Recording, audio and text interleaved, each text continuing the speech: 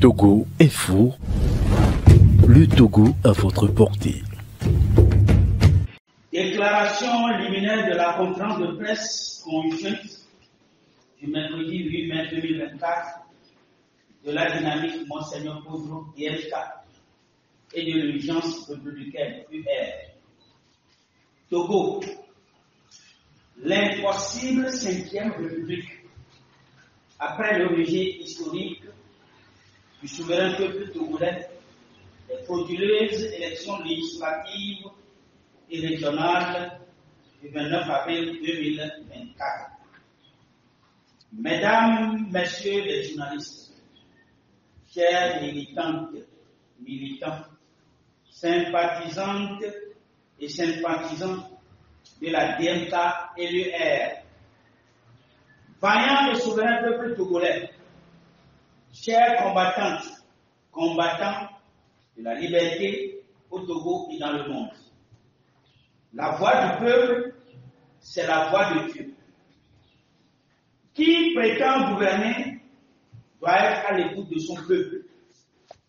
Chaque peuple véhicule toujours un message par les actes qu'il pose avant, pendant et après une élection, fût-elle présidentielle, législative, régionale ou encore locale.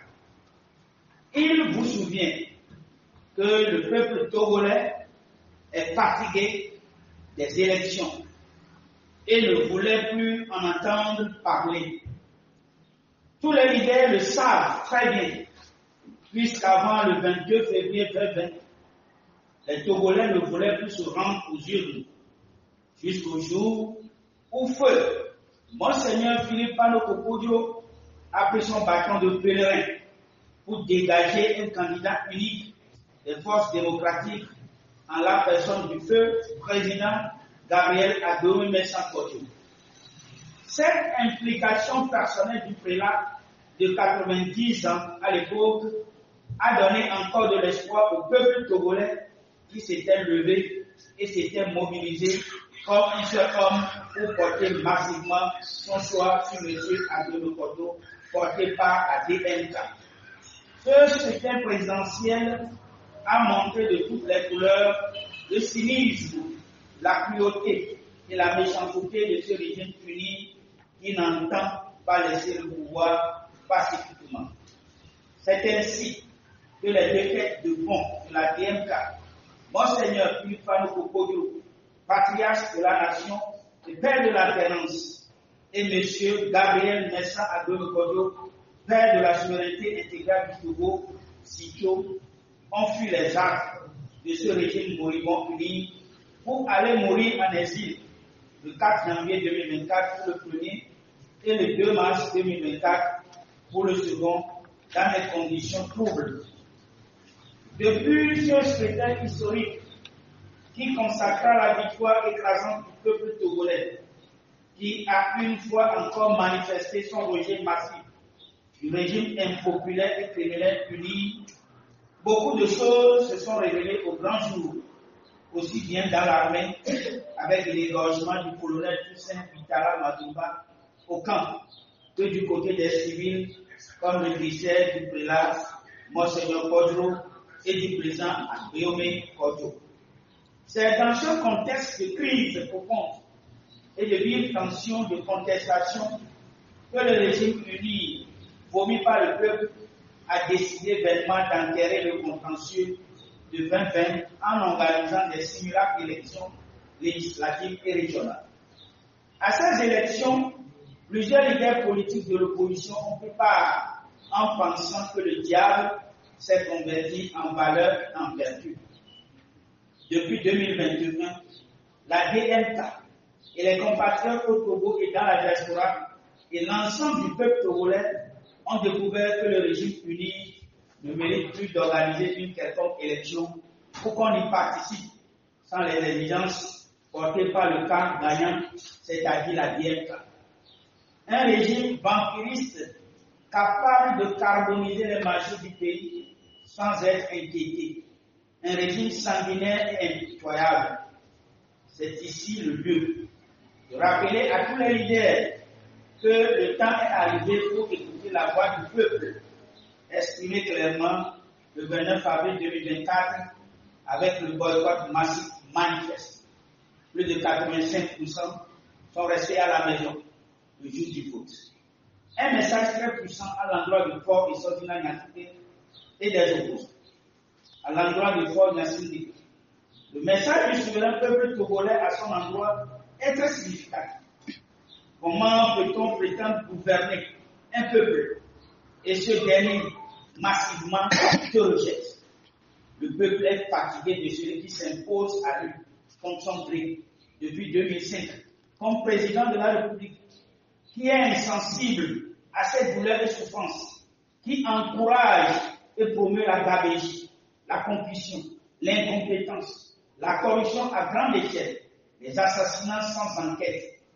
Le cas du politologue et président de Modena, Akitia Gobli, demeure encore dans la mémoire individuelle et collective des Togolais, sans oublier plus récemment celui du colonel Toussaint Bitala Madouba, un soi-disant président de la République qui pourchasse et contraint ses concitoyens en exil pour avoir des positions contraires aux siennes, qui est ce pseudo-président qui a perdu toute sensibilité consciente et toute aptitude de bonne gouvernance.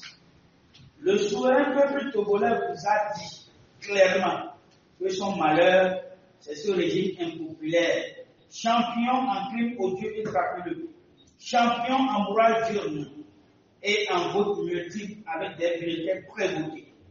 Ainsi, le Togo est en tête de peloton avec une certification ISO 45000, en bastonnage cruel et en arrestation arbitraire et injuste. Le souverain peuple togolais vient de vous rappeler cruellement que votre page est définitivement tournée depuis le 22 février 2020, quoi que vous fassiez, et que les jours devant nous scelleront la fin de l'incurie et de l'escroquerie politique sur la terre de nos amis. Aux opposants, il faut que les leaders de l'opposition prennent conscience et cherchent à comprendre le peuple togolais et discerner ses attentes et ses aspirations profondes. Nous devons éviter l'arrogance et faire preuve d'humilité, car le peuple togolais nous connaît tous et c'est ceux qui portent ses doléances et ses problèmes dans leur cœur. Ce n'est pas ici le lieu de clamer la victoire d'un camp sur un autre.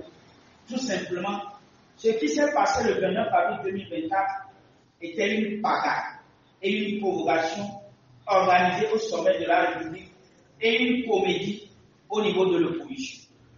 Bref, le Togo a montré par ces pseudo-élections que le régime est plongé dans une honte du siècle et que pour garder le pouvoir, le régime impopulaire uni est encore prêt à se ridiculiser et à se jeter dans les caniveaux de l'histoire contemporaine. Quel avenir pour Fort Issoufou Niassine et sa minorité pieuse réserve pour leurs enfants et la génération à venir. Le peuple étant toujours souverain, est transcendant à tout individu, quel que soit son rang social, son pouvoir ou encore son titre.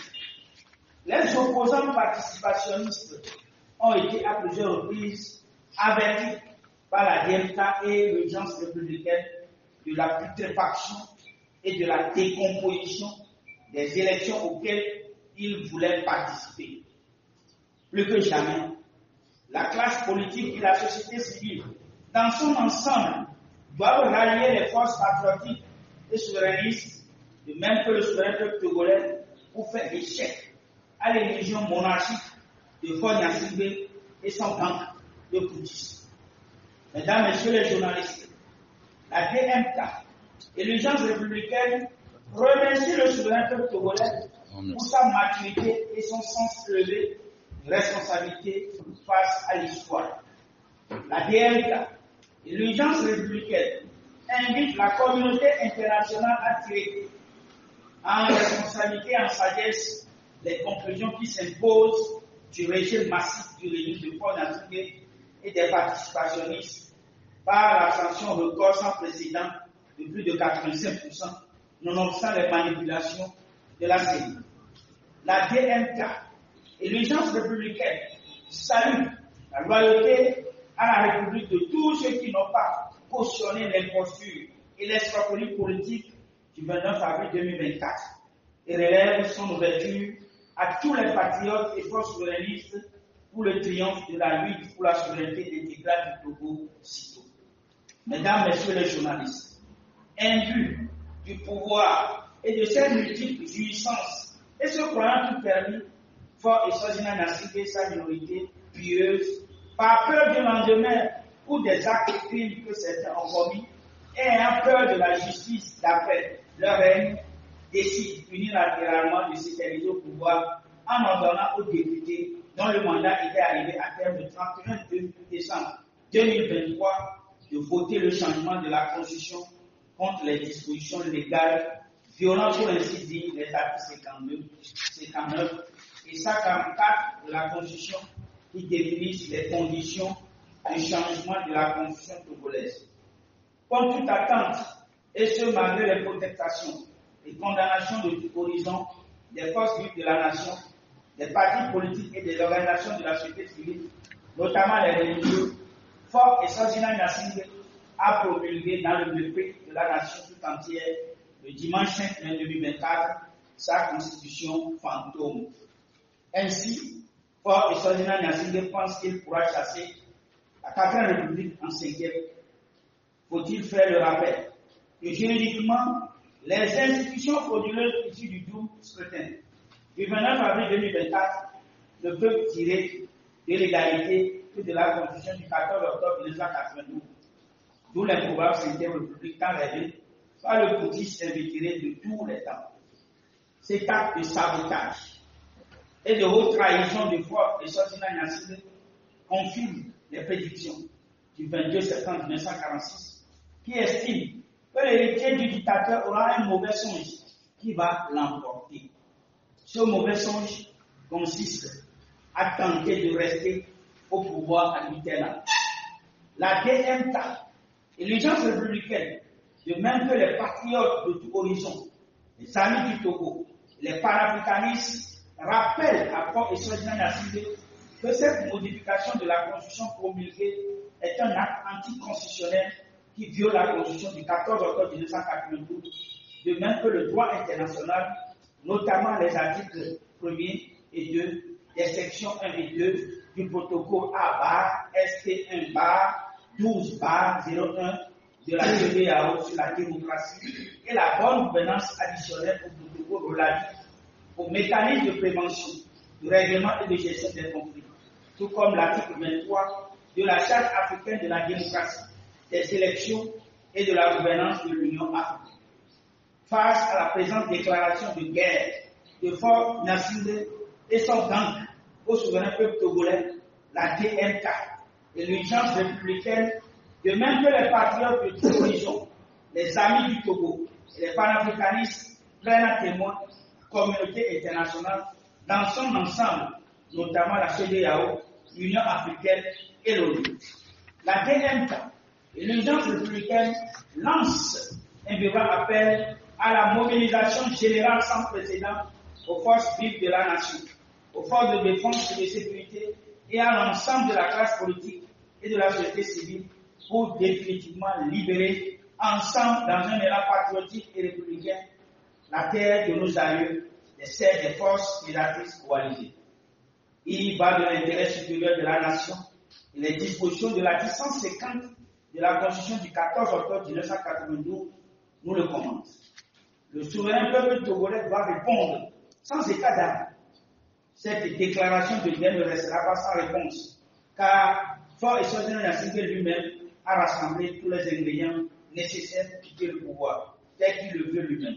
En aucun cas, nul ne peut, en dehors du souverain peuple togolais, sauter le verrou de l'article 59 de la Constitution du 14 octobre 1992. Unir ne voudrait plus subir la débâcle électorale et l'humiliation infligée par feu Gabriel Messam de Mokoto lors du scrutin présidentiel du 22 février 2020 a promulgué le changement de la Constitution avec la complicité d'une Assemblée nationale illégale, d'une Cour constitutionnelle inféodée à ses ordres. Après la saisine officielle du 25 avril 2024 de la Cour constitutionnelle togolaise par la dynamique Monseigneur Kodjo et l'urgence républicaine, il est venu le moment pour la DMK et l'urgence républicaine d'interpeller solennellement à la communauté nationale et internationale pour une intervention rapide en vue de l'abrogation pure et simple de la constitution fantôme tendant à instituer illégalement la 5e République de Fort Issoudun Gnassingbé, qui certainement va plonger le Togo dans une incertitude totale.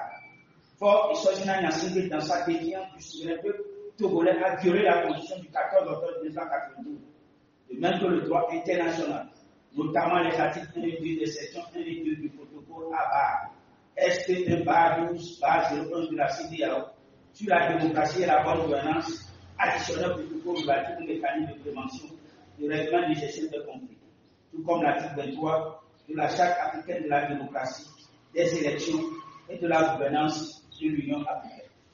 On ne décrit pas tout un peuple. On ne décide pas unilatéralement du destin de tout un peuple. Le Togo est au carrefour de toute éventualité et de tous les risques d'explosion possibles. La DMK et l'urgence républicaine demandent expressément à Fort Issoudun Gnassingbé d'apprendre des événements survenus dans les autres pays de la sous-région ouest africaine ces derniers temps et de se rendre à l'évidence que le Togo ne restera plus sous le joug de la dictature militaro-clanique néocolonialiste multidécennale. Quand les dieux veulent tuer quelqu'un, ils le rendent fou, dit-on. Les premiers à partager les vues amères de ce changement de la constitution togolaise, c'est Fort Issoudun Gnassingbé, son entourage et son régime. Le souverain peuple togolais n'acceptera plus jamais cette énième contorsion et forfaiture, quel que soit le prix à payer. Cette forfaiture est une bombe à retardement dont l'explosion inévitable aura des conséquences dramatiques qui risquent de nous toucher nous tous. Pourquoi faire ces gymnastiques dans le but de vouloir s'éterniser au pouvoir quand tout le monde sait que votre bilan est on ne peut plus chaotique et catastrophique pendant les 20 ans que vous avez passé au pouvoir, marqué par la désolation des femmes vendeuses et commerçantes togolaises, débandage des jeunes togolais laissés pour compte, la corruption érigée en mode de gouvernance dans le gouvernement et dans le camp uni, les multiples assassinats capturés, l'abandon total des orphelins des veuves, le nombre croissant enregistré au quotidien des prisonniers et des exilés politiques, l'incompétence notoire dans la gestion des affaires de la cité, l'impunité et l'arrogance des prétendus cadres de l'Union, la cruauté et le cynisme profond, la débauche et le foutage de gueule, la corruption inégalée de la justice togolaise transformée en un centre commercial et de business florissant où le plus offrant est servi, l'insécurité en complicité avec des autorités marquées par des plaquages meurtriers des paisibles citoyens devant le regard inactif de ceux-là même censés protéger la population. Une gouvernance de débauche caractérisée par des jeunes filles dépravées sur les réseaux sociaux qui narguent les honnêtes citoyens intelligents et braves parce qu'elles font partie du registre des copines, des amis et concubines sexuelles de cette barbouze de l'Union. Fort de ce qui précède, la DMK et l'urgence républicaine demandent à Fort Issoudun Gnassingbé ceci. 1. Son départ pur et simple, pas d'émission, en tirant les conclusions nécessaires des scrutins du 29 avril 2024 qui viennent confirmer le plébiscite du 22 février 2020 de la DMK par le souverain peuple togolais. 2. Le respect des dispositions de l'article 59 de la Constitution du 14 octobre 1992, d'où le rétablissement pur et simple de la dite Constitution. 3. La convocation sans délai des assises nationales de refondation éthique de la République en vue de la mise en place rapide d'une transition devant ramener la confiance dans le pays. La DMK et l'urgence républicaine en appellent à tous ceux qui sont à la manette et aux commandes des atrocités, des barbaries, des actes de répression, de torture, d'injustice et de représailles des populations dans le seul but de protéger sur les individus Fort Issoudun Gnassingbé, qu'ils ne seront pas protégés par ce dernier quand il ne sera plus au pouvoir. Chacun sera seul devant ses responsabilités. Les Togolais connaissent ceux qui les défendent et ceux qui les torturent au quotidien. Advienne que pourra, le souverain peuple togolais sera libéré absolument et chacun doit se tenir prêt. Le Togo est confronté ici et maintenant à une seule urgence, faire échec par tous les moyens au coup d'État constitutionnel et à l'imposture d'une 5e République fantôme aussi improbable que la monarchie règne assurée sur la terre de nos amis. Levons-nous tous, ensemble comme un seul homme, comme nous le recommande notre hymne national pour l'émergence glorieuse du Togo, phare et or de l'humanité. Je vous remercie.